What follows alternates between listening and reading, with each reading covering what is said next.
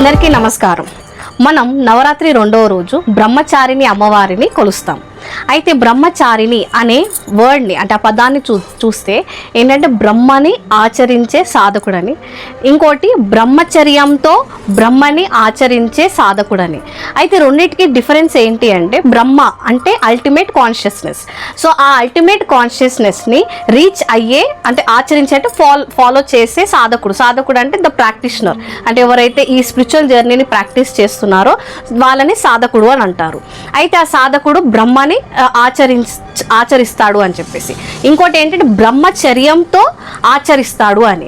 So బ్రహ్మచర్యం అంటే ఏంటంటే మనము ఎప్పుడైతే ఒక స్పిరిచువల్ జర్నీలో కానీ ఏదన్నా ఒక జర్నీలో ఉన్నప్పుడు మనం ఏది కూడా మన లోపల ఇంక్లూడ్ చేసుకోకుండా ఉండడం. సో ఇంక్లూడ్ చేసుకోకుండా ఉండడం అంటే ఏంటని అనుకుంటాం. అయితే ఒక చిన్న ఎగ్జాంపుల్ ఇస్తాను. మనం ఏ యాక్టివిటీ చేసినా సరే దాని నుంచి వచ్చే హ్యాపీనెస్ కానీ సాడ్నెస్ కానీ మనలో ఒక మెమరీ లాగా ఉండిపోతుంది. అది అయితే ఆ మెమరీని మనం క్యారీ ఫార్వర్డ్ చేస్తూ ఉంటాం అన్నమాట.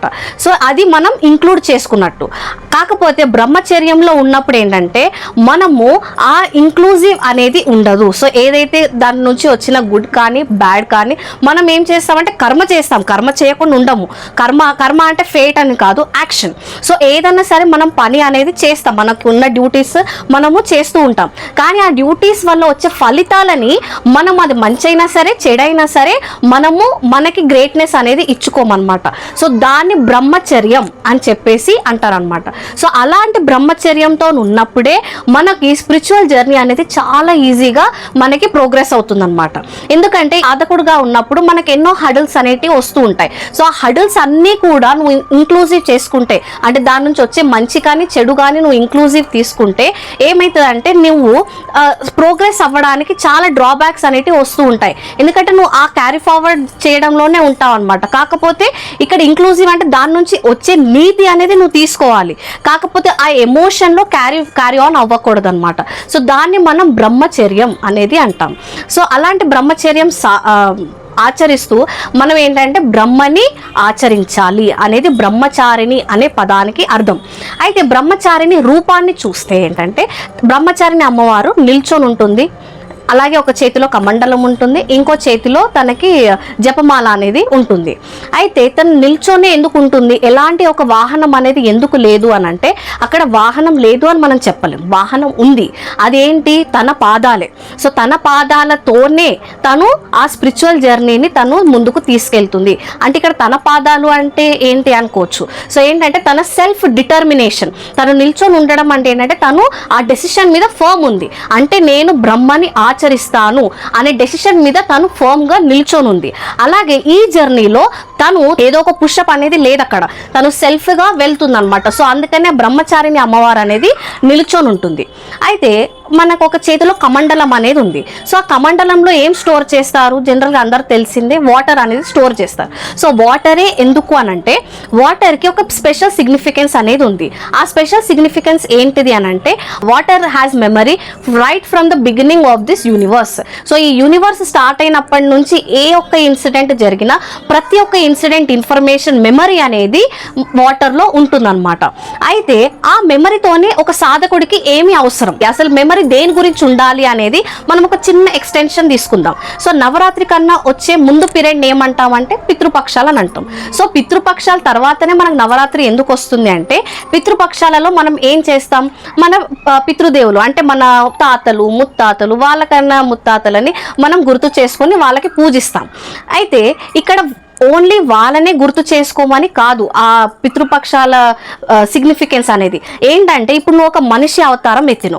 సో మనిషిగా ఉన్నప్పుడు ఏంటంటే నువ్వు ఈ 84 లక్షల జీవరాశులను దాటి ఒక మనిషి రూపాన్ని దాల్చావు. అంటే నీలో ఉన్న కాస్మిక్ ఎనర్జీ అనేది ఇన్ని విధాలుగా ట్రాన్స్ఫార్మ్ అయ్యి ఇప్పుడు ఒక హ్యూమన్ లైఫ్లో ఉంది అని చెప్పేసి అమ్మవారు నీకు ముందే హింట్ ఇస్తుంది. ఎందుకు అసలు బాడీ గురించే ఇవ్వాలి అని అంటే ఎందుకంటే స్పిరిచువల్ జర్నీ చేసేటప్పుడు మనకు బిగ్గెస్ట్ హర్డల్ అనేది ఈ బాడీ. అయితే ఈ బాడీ అనేది మనం ఏమనుకుంటాం, ఇదే మన ఫైనల్ అని చెప్పేసి అనుకుంటాము. బట్ ఇది నీ ఫైనల్ కాదు. ఎందుకంటే ఇది ఇన్నిసార్లు చేంజ్ అయింది, 84 lakh టైమ్స్ అనేది ఈ బాడీ చేంజ్ అయింది. ఫైనల్లీ నువ్వు ఇప్పుడు ఈ రూపంలో ఉన్న ఒక హ్యూమన్ బీయింగ్ రూపంలో ఉన్నావు, హ్యూమన్ బీయింగ్ అనే కాదు ఏదన్నా రూపంలో ఉన్నావు అని అంటే, అయితే ఇప్పుడు నీది ఫైనల్ డెస్టినేషన్ ఏంటిది, నువ్వు బ్రహ్మని ఆచరించాలి అనేది నీకు గుర్తు చేస్తుంది అనమాట. అందుకని పితృపక్షాలు అనేది నవరాత్రుల కన్నా ముందు వస్తుంది. అయితే ఆ నాలెడ్జ్ని తీసుకొని మనము ఈ నవరాత్రిలో జరిగే చేంజెస్ అనేటివి, ఈ నాలెడ్జ్ గెయినింగ్ అనేది చేస్తే అప్పుడు మనకి ఫైనల్గా సిద్ధిదాత్రి అనేది మనకి ఆశీర్వాదం ఇస్తుంది. సో ఆ వాటర్లో ఉన్న ఈ బాడీ గురించి ఉన్న మెమరీ కానీ, మన ఎక్స్పీరియన్సెస్ అయిన మెమరీ కానీ, ఇవన్నిటిని తీసుకొని మనము దీనికన్నా ముందు గెయిన్ చేసిన నాలెడ్జ్ని అంతా తీసుకొని మనము అది మననం చేసుకోవాలి. అయితే ఆ నాలెడ్జ్ని అనేది మననం చేసుకోవాలి.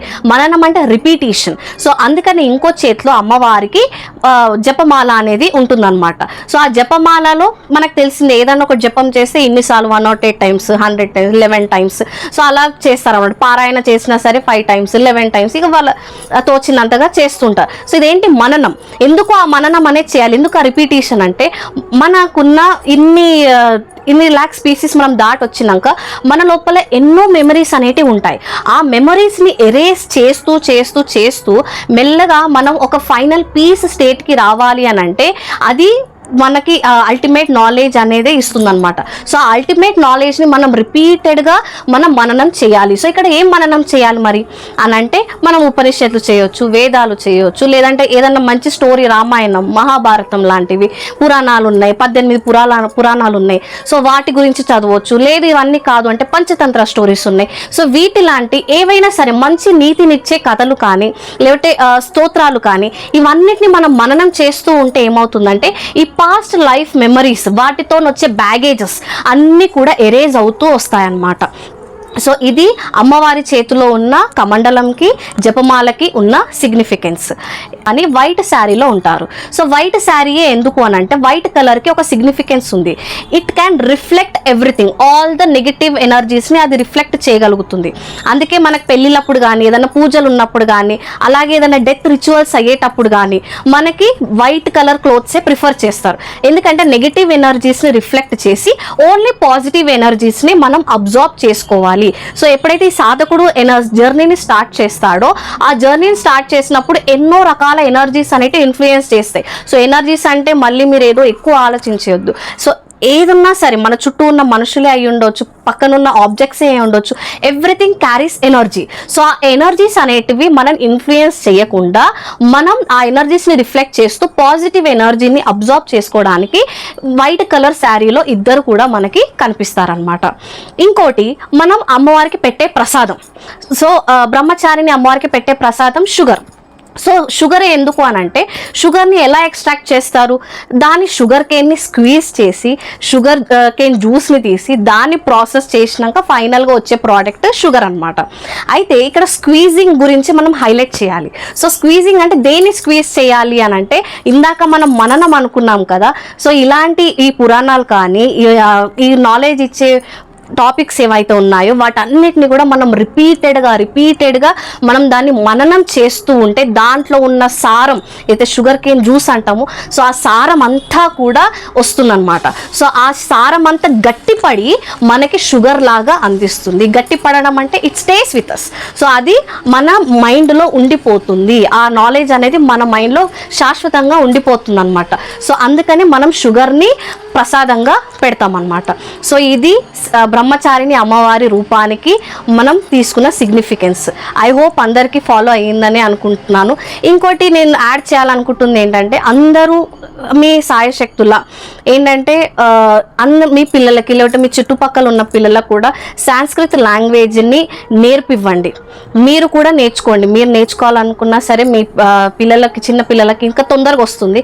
సో వాళ్ళకైనా సరే సాంస్క్రిట్ లాంగ్వేజ్ అనేది మీరు నేర్పించండి. Because the language it self has a lot of knowledge. ప్రతి ఒక్క పదానికి, ప్రతి ఒక్క అక్షరానికి కూడా ఎంతో మీనింగ్ అనేది ఉంది. మీరు ఫర్దర్ డేస్లో చూస్తారు. సో మనకు ఆ సాంస్క్రిట్ నాలెడ్జ్ ఉన్నప్పుడు ఏంటంటే మన ఇలాంటి ఎంతో నాలెడ్జ్ అనేది మనకు దాగి ఉంది. ఆ నాలెడ్జ్ అన్నిటినీ కూడా మనం బయటికి తీసుకొని రావాలి. సో ఐ హోప్ అందరు ఫాలో అవుతారని అనుకుంటున్నాను. Thank you very much.